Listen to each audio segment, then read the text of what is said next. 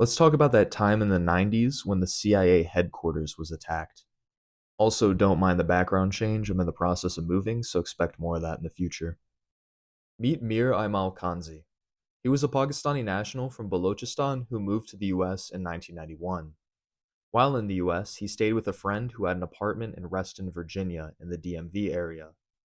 As a worker for a courier service, he would often pass by the CIA headquarters in Langley. At some point, Kanzi bought a Chinese version of an AK rifle at a gun store in Chantilly.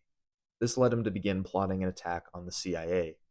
He aimed to target employees of the agency as they waited to turn left at an intersection that led to the headquarters. On January 25th, 1993, he put his plan into action. He drove to the intersection and stopped his car at the red light where several CIA employees were waiting to turn left. He emerged from the car with the rifle and began moving between the stopped vehicles, firing at those inside. He fired 10 rounds in total, killing CIA employees Lansing Bennett and Frank Darling, while wounding another three. He then returned to his car and sped off to a nearby park.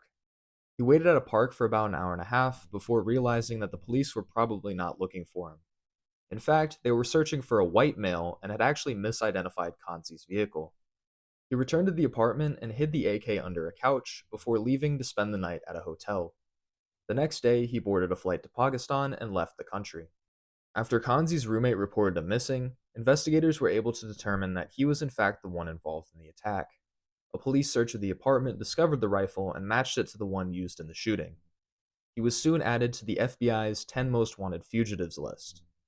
During his time abroad, Kanzi stated he was sheltered by Pashtuns and mostly lived in Afghanistan, only making occasional trips to Pakistan. He remained elusive until 1997, when a tip-off led investigators to his location. After being lured to a hotel in Pakistan's Punjab province, a joint team of the FBI and Pakistan's Inter-Services Intelligence arrested him. He was promptly put on a flight back to the US, where he confessed to the attack. He was sentenced to death for the killings on February 4th, 1998.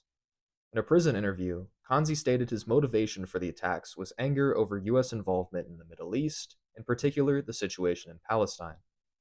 On November 14th, 2002, Kanzi was executed by lethal injection.